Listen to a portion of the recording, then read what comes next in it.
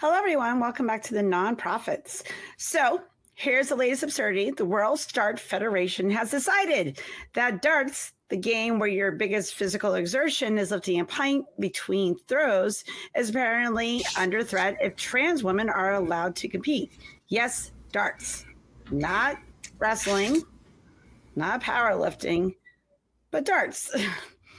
Dutch player Dolan Van Leuven, one of the sport's rising stars, just got banned from women's tournaments because the WDF voted to restrict them to people assigned female at birth. Translation, they rather exclude talent than admit their rule is rooted in bias, not biology. But here's the part I love. Noah Lynn isn't quitting. She's still playing in the open events and with Professional Darts Corporation, which, shocker, seems to understand inclusivity doesn't ruin a sport. She's basically saying you can't take the board or the darts out of my hands. And that's bullseye energy. This story is from LGBTQ New Nation by John Russell on July 13th, 2025. Okay, dokie. Smokies. So, okay, I'm just going to say this real quick. I didn't know darts was a major concern of athletic ability, that we would need. Trans women couldn't play with AFAB people, but apparently I didn't know there. But apparently you can find bigotry everywhere. So here we are. So my question to you, Eli, I'll start with you.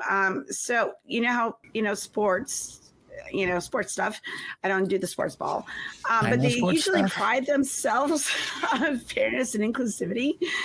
But what does fairness really mean in a game like darts, which relies on skill and precision rather than physical strength? Like, what's the difference? I don't really know, not being, a biologist of any sort. But since I'm not an expert, I'm speculating, and having said that, I feel licensed to speculate wildly.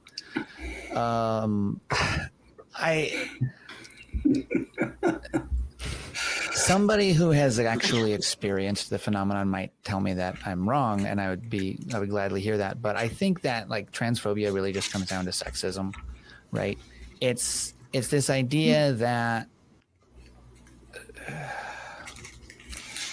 in this particular example, so with the darts, there was a competitor of Noah Lynn that refused to play against her because I am assuming in that other player's view, Noah Lynn is a man pretending to be a woman and feels that it is unfair for her, the other competitor, to play against Noah Lynn because she thinks that Noah Lynn has some distinct advantage against her because in her view, not in my own, Noah Lynn is not a woman. I don't hold that view, just to clarify that one more time. I think that there is such deeply ingrained misogyny in society that I over this past weekend I encountered a woman that told me out of her mouth that she feels like men know some things better than her just by virtue of being men, and feels like men should be the authority. And the three, cis white men in the car with her, we all disagreed with her on that, and asked her why do you think that? And I thought it was kind of an ironic thing, but it's so ingrained that there are even women that believe this. And I think that's kind of what's happening here is whoever this other competitor was, or these other, competitors in this federation not only feel as if trans women aren't women, which is false, feel as if men have a distinct advantage against them. I'll say males have a distinct advantage against them in something as simple as darts, when to my knowledge there's no data to really suggest that. So that's what I think is happening. I would add to that, but I would add to that women often they've been beaten down for so many thousands of years that it almost becomes a thing that they kind of just use in the fast thinking mode instead of the deep thinking mode. So it's like, it's an automatic thing that comes out of their mouth, even though they don't believe it. Right. So it's just, how do you exist safely in a world dominated by men? You give them what they want and you keep what you're really thinking to yourself. There's no reason for that girl who quit the game in darts. There are some minor differences in how a woman would play and a man would play, but there's no real difference in skill. Anybody who practices enough can hit the bullseye. Some people it takes a week, some people it takes a year. Yeah, and also too, I want to point out that if she's on HRT, her biology is different than a cis male that's not on any sort of hormones. Exactly. So her biology's already changed anyway. So it just boils down to basically genitals at this point, and that we don't know anything about that either. So I'm sorry, this just reeks of sexism, and it's much easier to have that sexism go toward trans women than AFAB women, because they're like, well, we can't really, because they're a bigger group than us. So we can't really do that anymore. And it would be very much frowned upon. Plus, like, there's other people working in the organization that are probably, cis women. So, can't do that. But that over there, I'm going to protect women's sports. That's bad. They're bad. So it's all arbitrary crap. That's usually how bigotry goes anyway. So, John, based on what we just discussed, in situations where science is cited but no new evidence is presented, how should we evaluate whether a policy is based on data or on fear and cultural bias? That's actually fairly easy in this case, because since there is no data, the lack of data means that you do not discriminate until there is data that shows there's an overwhelming need to balance the playing field. There's so little difference between how the two genders play a sport like darts that a good player, regardless of what gender they are, can win against anybody else who isn't as good as they are. It doesn't have anything to do with what gender they are.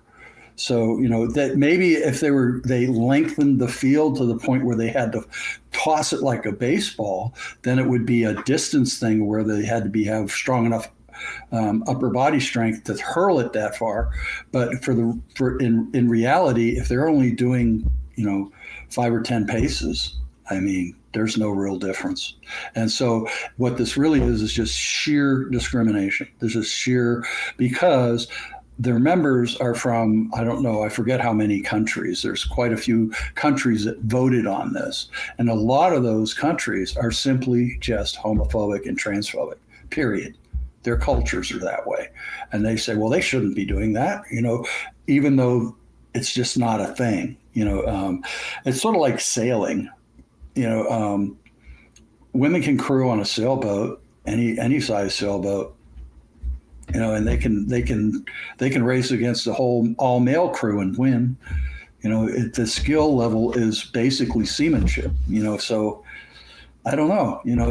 Why do we do this at all? Why are we picking on somebody just because? And there's like one person in all of darts who's trans. So they're doing this, or maybe 2 or 3. But the percentage of trans people in any sport is so minute that if they actually win a tournament, everybody's gonna point to the fact they're trans. Whereas if a woman who's jacked on testosterone because she wants to win the game has 50 times the testosterone of the trans person who's trying to reduce their testosterone, and she wins a game, they don't say anything about that. That's because it's just sheer bigotry. That's all. And also too, like, I want to point out, there might be trans women in darts, but you don't know.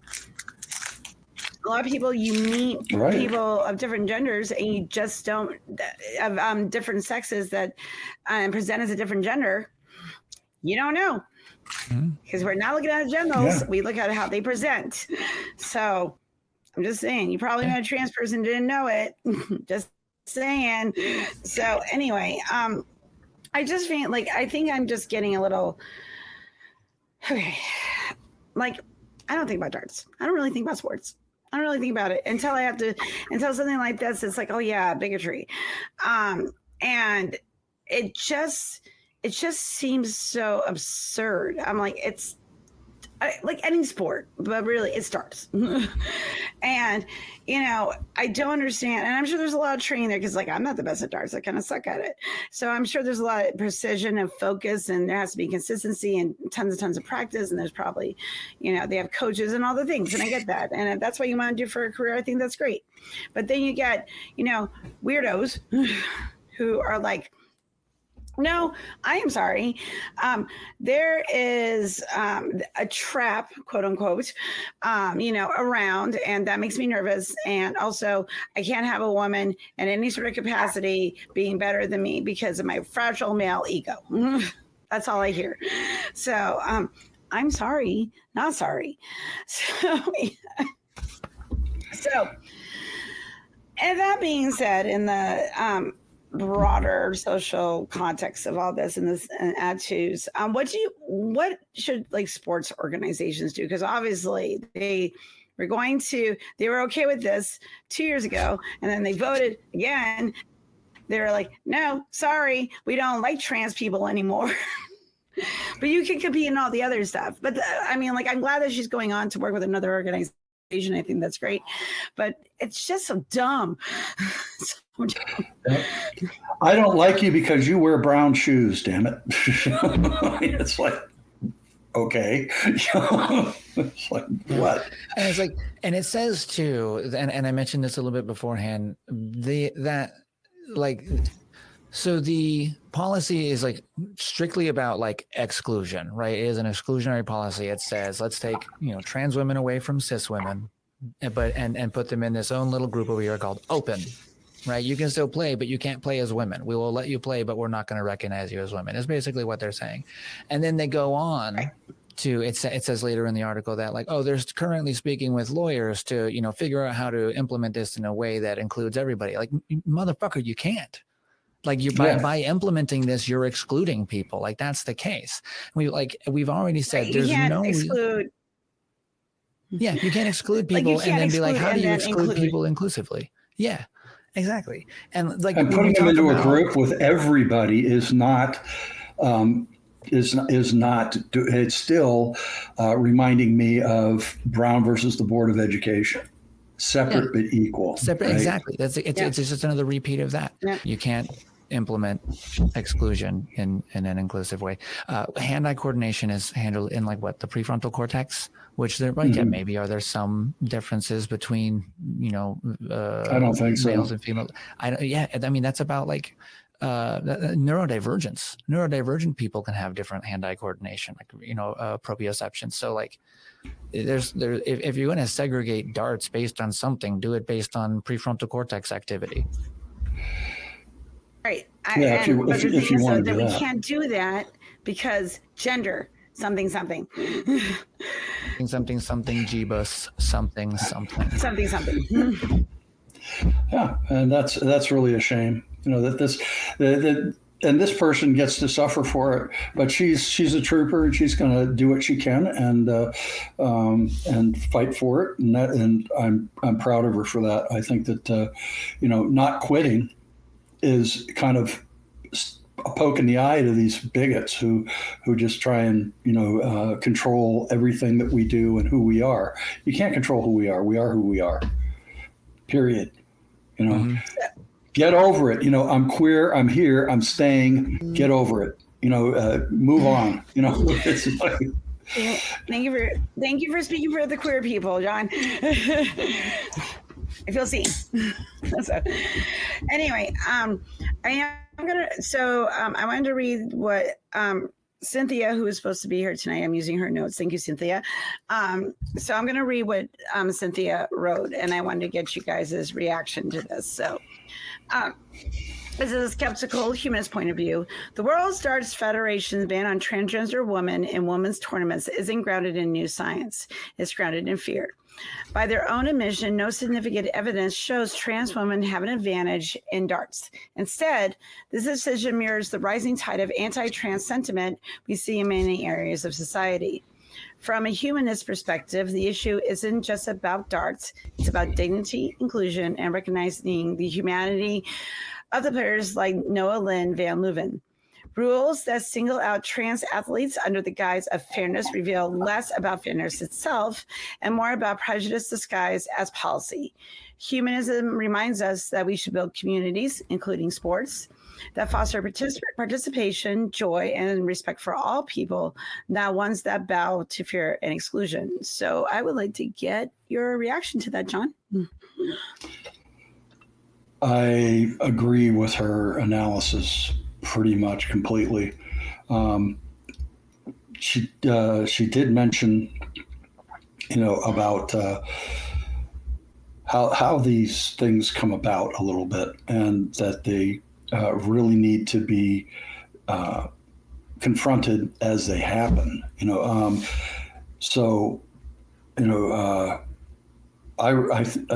This one was bad for me, obviously for various reasons, but I have a lot of friends who are trans, and this just really torques my chain quite a bit. And after reading this article, I wrote the offending agency and gave them what for, and asked them about why they are protesting that they need to be equitable, and then throwing fairness and equitability right in the trash, basically. So it kind of activated my activist gene. I think the links to this are down in the Diddly-do. Description. The diddly-do down by the comments. But just before the comments, hit more on the little ... and you'll see the articles, the article we do this for, and just look up this rather naughty organization who the year before had no problem with it until it became a problem in some of their member countries, and until this other player forfeited a match, and that, I guess, was their final, well, we got to do something because we can't have everybody forfeiting matches because this person's transgender. Everybody is not one person, first. And secondly, it's setting a bad precedent for everybody else. So if you want to be discriminatory and you want to be bigoted, if you're setting a standard for the entire organization and the entire sport, then probably you need to be shouted down. So that's pretty much what I wanted to say at this point. Eli, your thoughts? I think, you mentioned it earlier, and I guess I did at the beginning too. It's just transphobia, and transphobia is just misogyny, and misogyny is just sexism, and sexism is just ignorance. So it's just ignorance, when you boil down to it. And I think I agree with John that what Cynthia said was very apt in describing it. But I'm not experiencing the phenomenon. I can't really say, I can't say what it's like. I can't say how it feels. I can't do anything but listen and then, ask how I can help. So I don't know how that might be, but I would like to know. And I have your back. And sometimes that's all you need. And then if someone can point you in the right direction to help, you should help. So as Mr. Rogers says, when he was alive, always look for the people that help. So if you want to know more ways to help and get more info, other things going on with the nonprofits, find a video and click. Okay. Thanks.